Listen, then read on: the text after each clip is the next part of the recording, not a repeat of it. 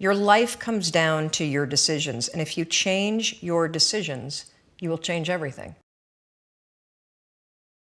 At some point, I think we all hit that moment in life where things just are not going how you thought they would go.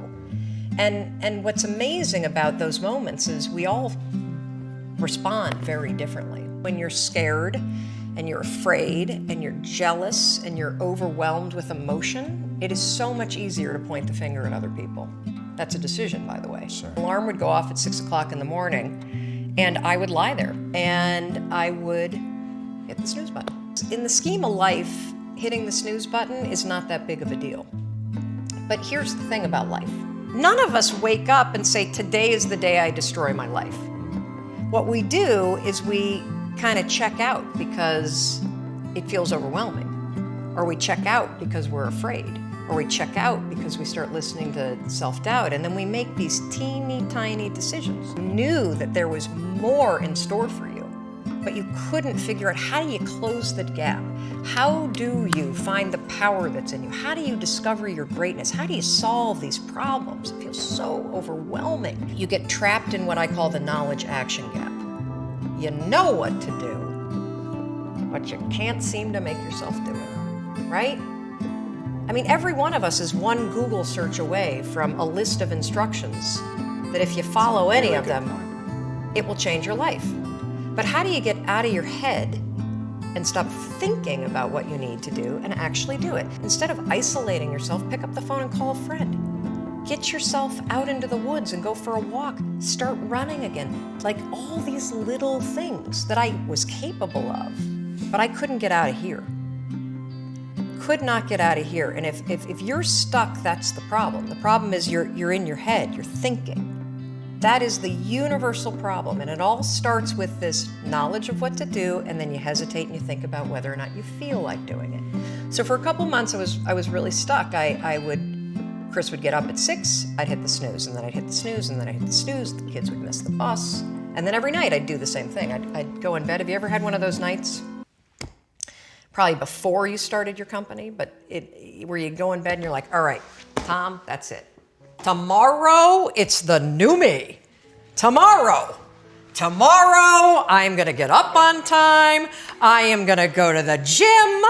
I am gonna look for a job. I'm not gonna drink so much. It's gonna be amazing. The new me, the future me. Woo, let's do this, right? Then you go to bed and you wake up 7 hours later and you're like, I don't feel like the new me. It's the only, that's a stupid, see, motivation's garbage. It's never there when you need it. When you set goals, when you have an intention on something that you want to change about your life, your brain helps you. What it does is it opens up a checklist, and then your brain goes to work trying to remind you of that intention that you set. And it's really important to develop the skill, and I say that word purposefully, the skill of knowing how to hear that inner wisdom and that intention kicking in and leaning into it quickly. So for me, my brain saying, that's it, right there, move as fast as a rocket, Mel. I wanted to change my life.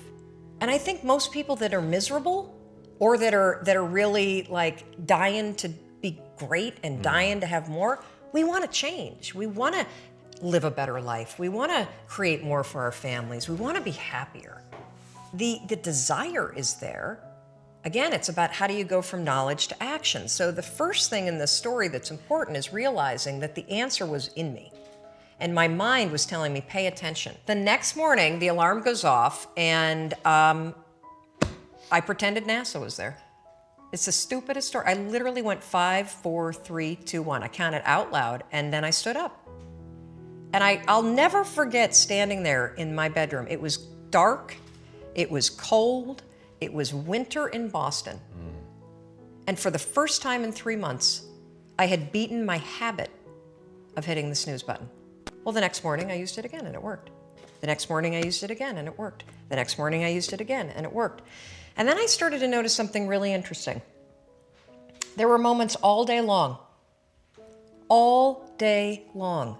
just like that 5-second moment in bed, where I knew, knowledge, what I should do.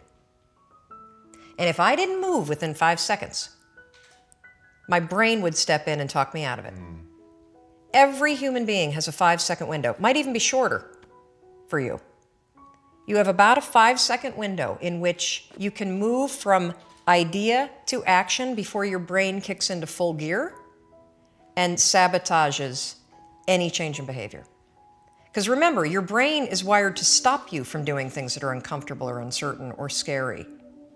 It's your job to learn how to move from those ideas that could change everything into acting on them in the smallest moment. When you understand the power of a 5-second decision, and you understand that you always have a choice to go from autopilot to decision maker, everything in your life will change. You will be a different negotiator, you will be different in sales, you will be unstoppable in the gym, because you will realize the amount of garbage that you put in the way of your hopes, of your dreams, of your potential, of your confidence, of your courage. Everything comes down to the decisions that you make. We all know what to do. None of us know how to make ourselves do it. When you count backwards, 5, 4, 3, 2, 1, what you're actually doing is you're interrupting what researchers call habit loops that get encoded as closed loop patterns in your basal ganglia. That's the part of the brain where your feelings, where your emotions, every habit that you have, which is nothing more than behavior that you repeat that you don't even think about. I've heard it referred to as a gearbox. Yeah. To shift your attention from Yes. And so when you go 5, 4, 3, 2, 1, it interrupts what's going on here that's spinning without you thinking, and it moves and awakens your prefrontal cortex. So when you hit 1, your habit has been interrupted. It requires you to focus. It's not a habit. It will become a habit that prompts you to have confidence and courage. But in the beginning, it interrupts patterns of behavior that you do on autopilot.